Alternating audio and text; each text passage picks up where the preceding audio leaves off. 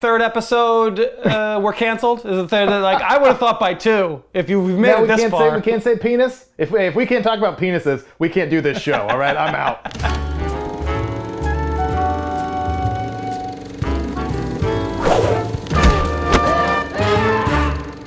Welcome to What I Missed. Keith, this is your movie, so why don't you tell us all about this film and why you like it so much? So for number 9 on my favorite films of all time comes in Rear Window by Alfred Hitchcock. I feel like I had no choice but to put a Hitchcock film on my top 10 list because I admire him so much, although the films that I aspire to make couldn't be farther apart from the films that he did make and made so well. He is one of those directors and one of those storytellers that, in my opinion, grabs you. What I was going to say, grabs you in a way that no one else grabs you. And that probably I should rephrase how I say that. But he is just someone that demands your attention and tells stories in ways that other people just didn't at the time and don't today just because cinema has evolved so greatly. But I just feel like such a true storyteller. How do you feel about Rear Window? What was his name? Alfred Hitchcock? I don't know. You're not familiar with him? Not familiar. There was some kind of pun that I needed to make in a more timely manner when you were talking about grabs you like no one else grabs you. Hitchcock. There's a thing There's there. Something there. Hitch the cock. Like a penis. Do you get it? Well, that was a bit of a snapper, wasn't it? Rear Window is a great film. Oh, I was so nervous you were going to say it's a shit film and I was going to have to fight you.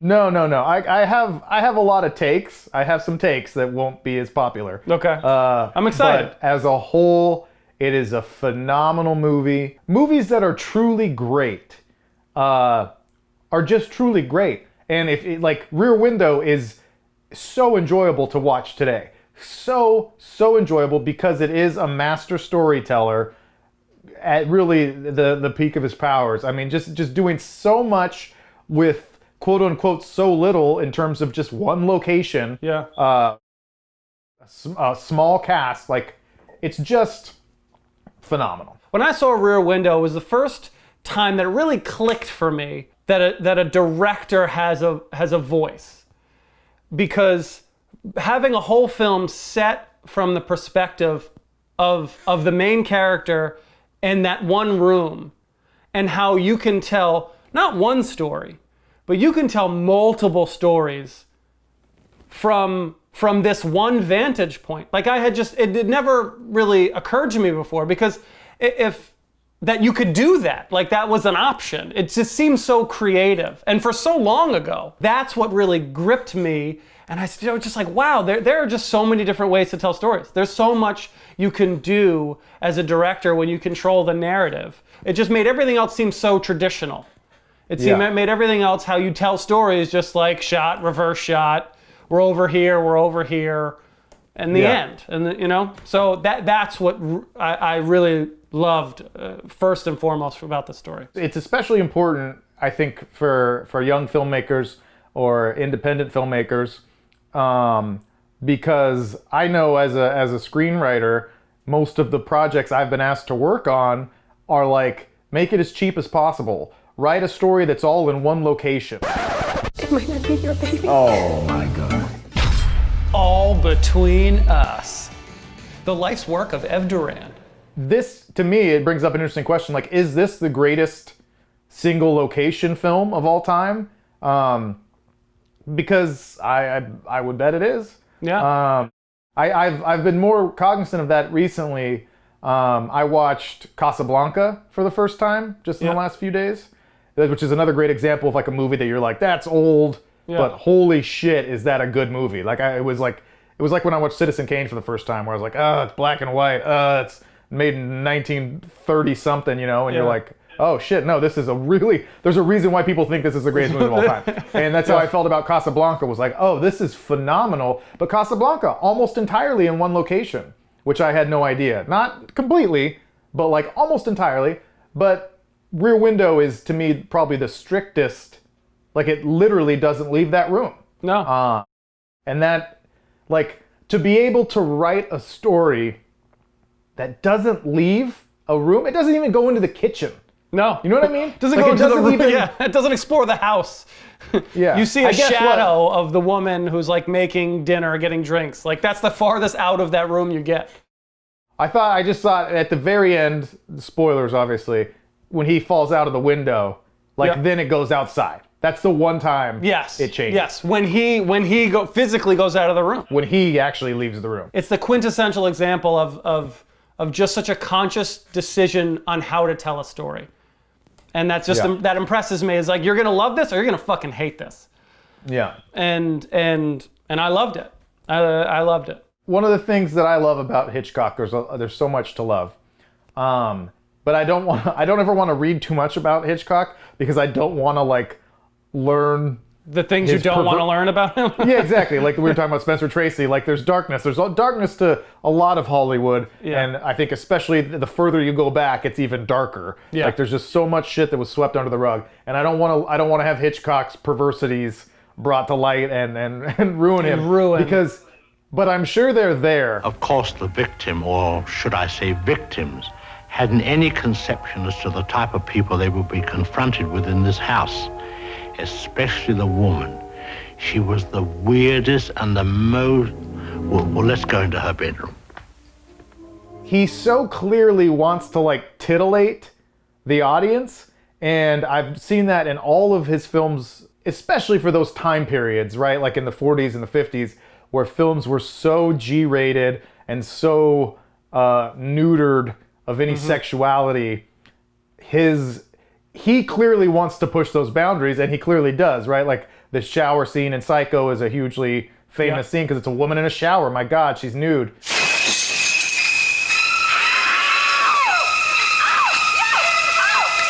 A quick little departure. I watched like a trailer for the movie Marnie, which is a Hitchcock film. It's called Marnie. And the trailers back in the older days were very different, right? Like some of these old movies, the director comes out and speaks into a microphone and gives a speech about why you should watch this film, and it shows scenes. And so it was one of those, and it was just really wonderful. Like he was on this giant like camera jib thing, and it has this big move, and he comes down into frame, and he's sitting there, and he's got his big belly, and he's just like talking. But he's such a character himself that as he's describing the film, like it keeps cutting to like shots of the lead, who I think is Cary Grant, making out with the female star, and each time they'd start kissing, he'd be like, oh my goodness. Like his voiceover, and he'd be like, what? I assure you, this isn't the entire film. You know, like he's just like, but he's like, oh, it seems like, he literally says at one point, he says, oh no, it's Sean Connery. I'm sorry, Sean Connery's the lead in Marnie, and he says, it would appear that Mark has a single solution for all problems. You can see that in his films, that he really likes to push those boundaries. And I appreciate that, because it's like, not only is he a phenomenal storyteller and pushing the boundaries of what a film can do, but he's also kind of a perv, and he wants to like, he wants you to just be assaulted by what you're seeing. Like, oh my God. Yeah. The other thing that I love most about this, there's very little dialogue. There's chunks of the film that has a lot of dialogue and are dense, but I think they're just meant to break up just a visual story. I almost think you could tell this story, or his attempt to tell the story, was as much visuals as possible because it lends itself to the character of someone who can only see. So he's just witnessing all of this. And that's really how I would say over 50% of the story is told. You don't hear that guy's voice, the villain, I guess, in this film, until the last 3 minutes of the film. You don't even hear his voice, like barely. You just catch drifts of sounds that the wind in this courtyard takes. Oh, why don't you shut up? It's just something, again, that I love. Such little dialogue, such strong visuals convey such a strong story. I think my favorite part of the film to that point is Miss Lonely Heart. Yeah. The woman down in the lower apartment, after just her first scene where she cooks the dinner and gets dressed up and sits down and is talking to someone who's not there, like I was like almost crying. Like I was like teared up, and I looked at my girlfriend and I said, it's like when Alfred Hitchcock is at his best, it's like he's ahead of his time for right now. Like that is a scene that's ahead of its time for right now. It feels so much, I don't know, deeper, better than anything I see anywhere. And it's like, you don't even need to fully understand like that woman's story or why she is the way she is, because you don't know anything about her. You just know what you see, and it's somehow so relatable and so touching and so sad that like, it's like, you know, there's nobody doing that now, much less 60 years ago. You know what I mean? It's really amazing. I agree. And he ties up storylines like that. That woman has 0 lines. Like, that's what blows my fucking mind. Like, that woman has 0 lines, and you get a real arc to her story. It's fucking breathtaking, and I love it. I can't tell you what this music has meant to me. I wrote down several lines of dialogue that I love.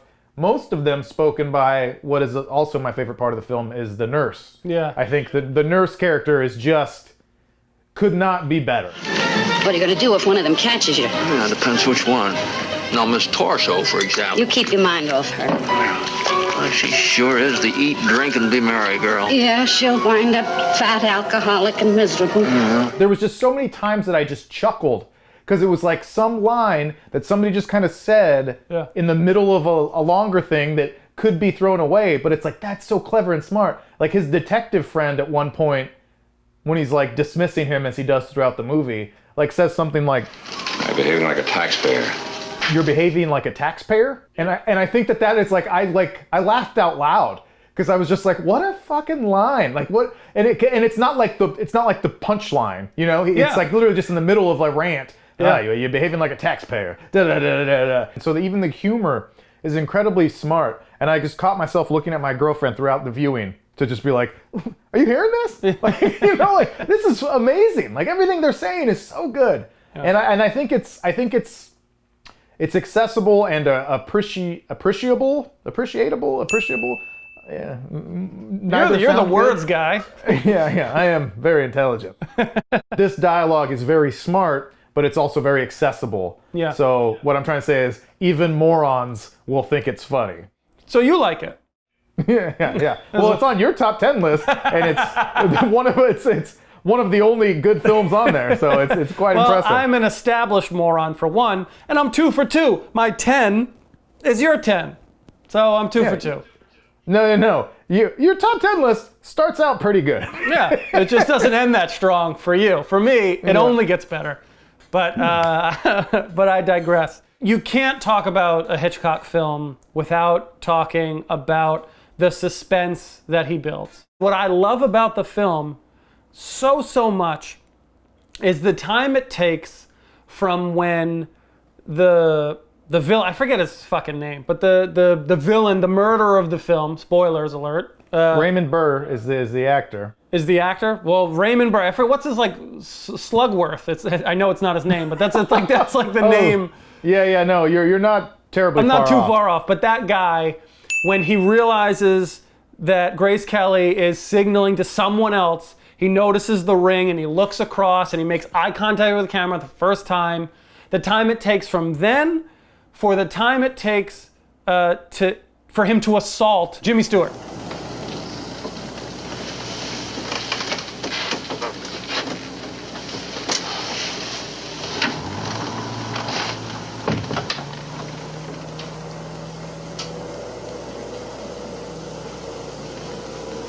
What do you want from me? It's this dramatic build, this tense suspension of like, what's gonna happen? Is he gonna murder him? Is he gonna, what, I don't know. Like, you just don't know what's gonna happen. And that build of like 3 minutes, I think is flawless. Is flawless. That's my favorite part of the film.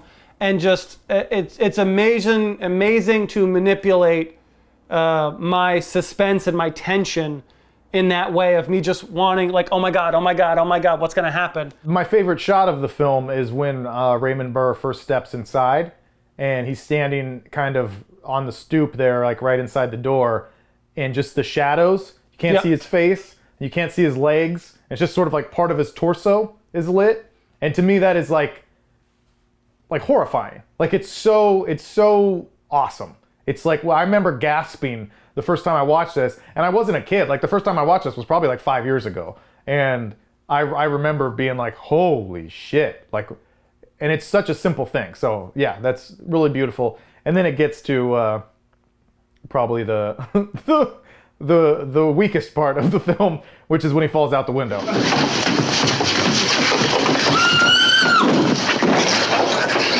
Hitchcock is a fairly straightforward film. He's not M. Night Shyamalan. Like he's not twisting and turning you too much in terms of his overall narrative. Like you know what's going on. It's how you're led there rather than the end. The end is rarely the spectacle. The story is the spectacle. I watched a great interview with him just the other day. It came up in my feed the other day, where he said, if you had a dinner scene with your cast, and 5 minutes into the film, a bomb exploded, he said you'd have 3 seconds of shock. He said if you write a film where right in the beginning you tell the audience there's a bomb under this table and it's gonna blow up in 5 minutes, he's like, well then you have 5 minutes of the audience wondering and curious and scared and tense before an eventual explosion happens. Well, the whole emotion of the audience is totally different because you've given them that information. Now the only difference is, although I've been guilty of in the picture sabotage of making this error, but I've never made it since, the bomb must never go off. Just showing that he wasn't shy of telling you what's going to happen. Like he's not shy of saying like, this guy murdered this woman. Now how are we going to get there? And that being the real entertainment value of the film. My qualms with the film, if we're going to nitpick one of the greats, I have one major flaw, which will be our biggest point of contention.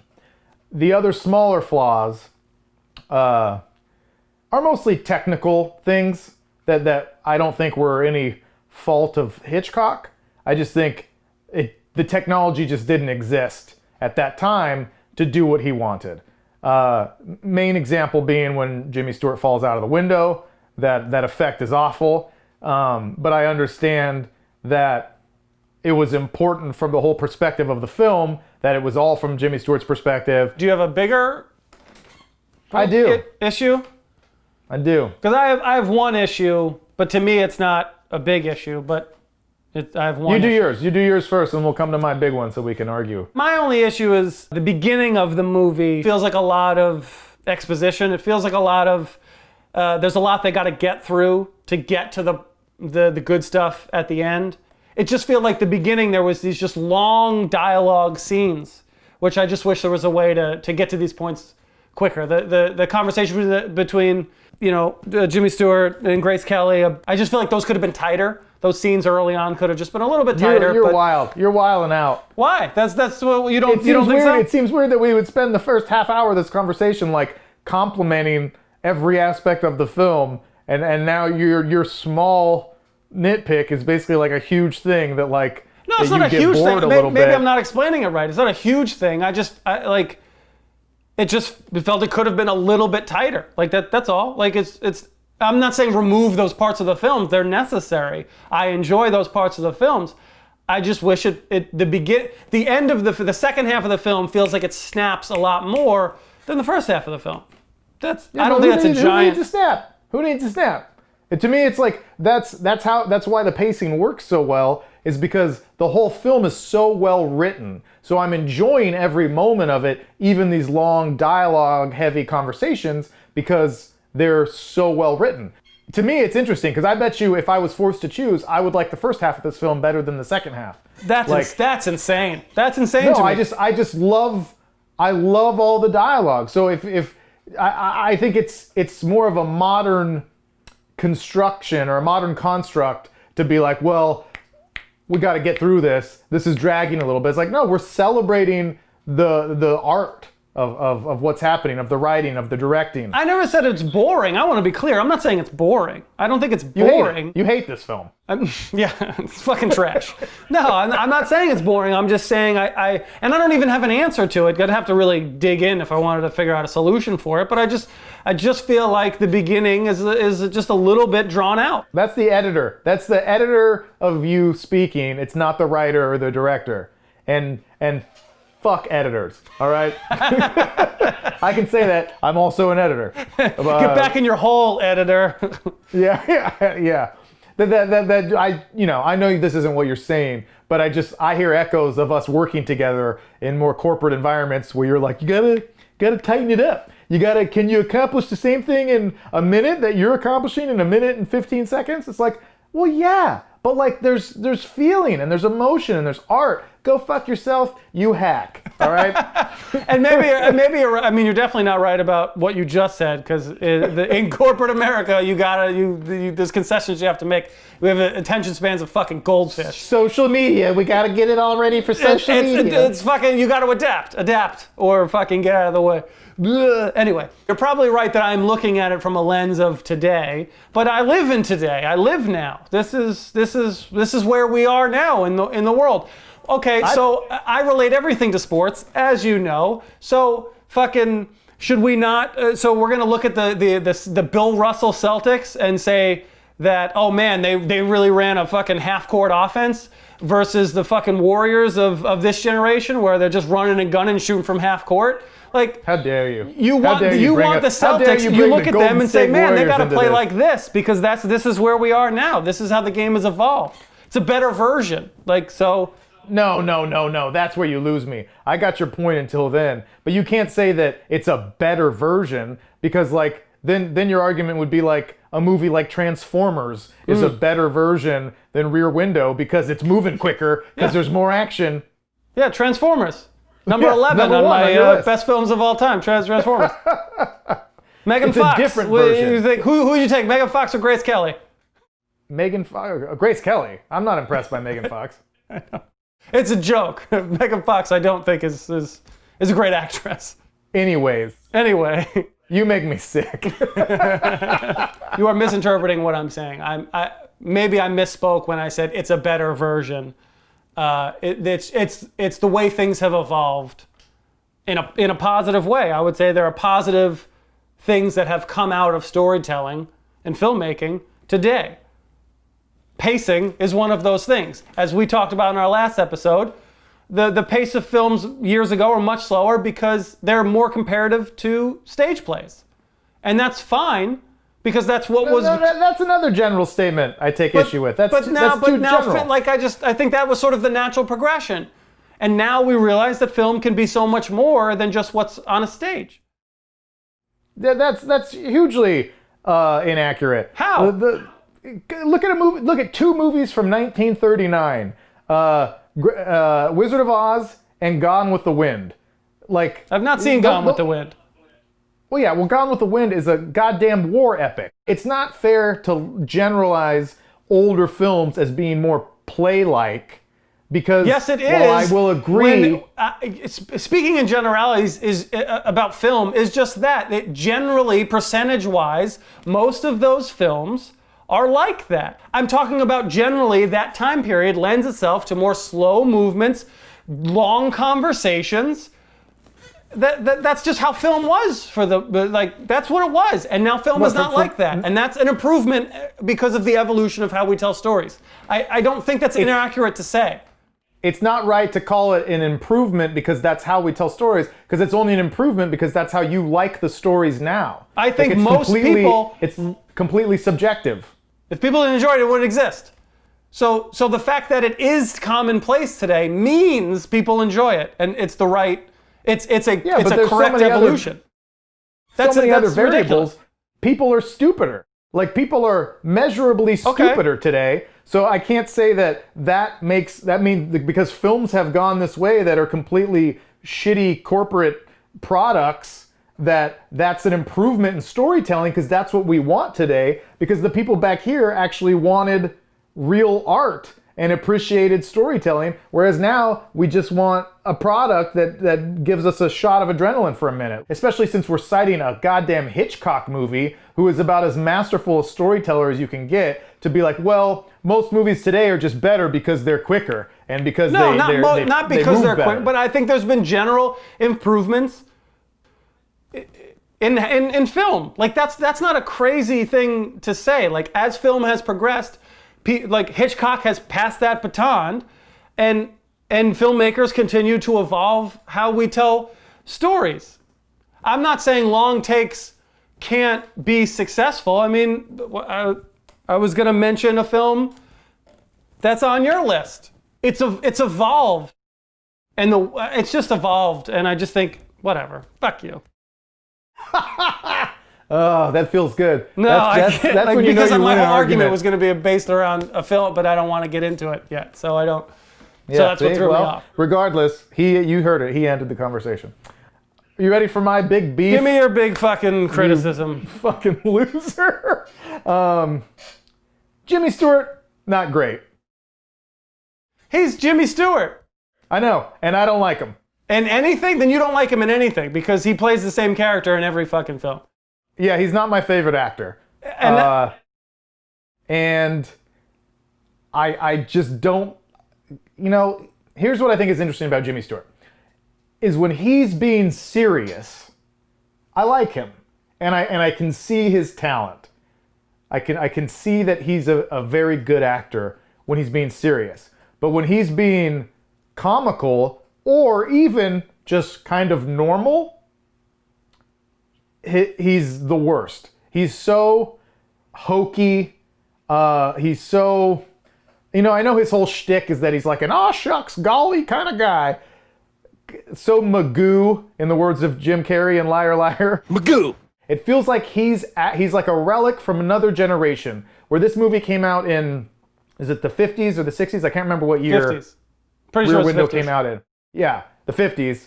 I feel like he's a holdover from like the early 40s of like that, like very performative and everything's a little over the top. Well, I guess we're going to have ourselves a nuclear holocaust. Well,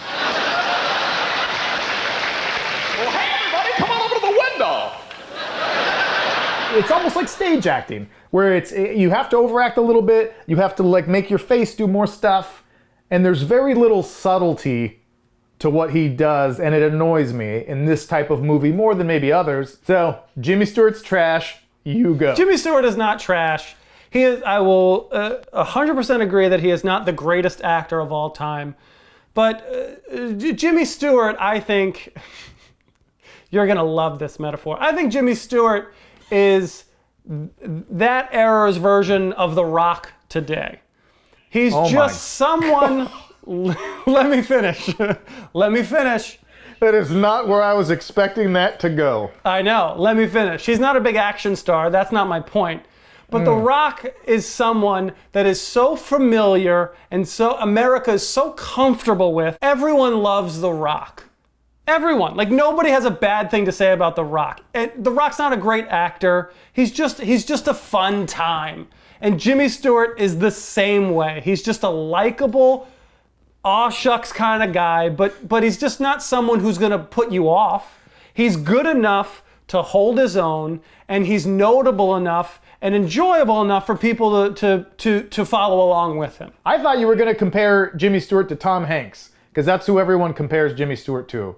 They say, oh, he's the everyman. He's maybe not as traditionally handsome as other Hollywood Tom stars. Hanks is head and shoulders, like an entire body, better of an actor than Jimmy Stewart is.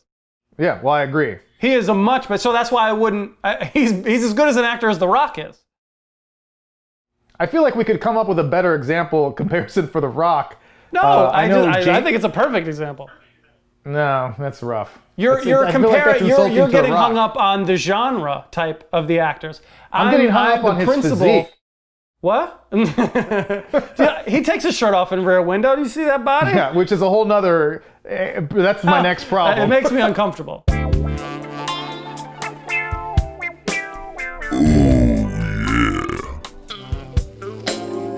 He's got those C-cup titties flopping around. My point is, it's not about the genre. It's about America's admiration for that person. But is that who we should want in an all-time great film? Is that who we should want in a Hitchcock movie? Why do people keep going to see The Rock?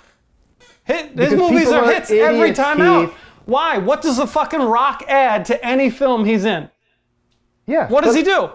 But so your argument for why Jimmy Stewart is good in this movie should not be why do people go see The Rock? Like, because I don't fucking know. I don't go see The Rock. That's it.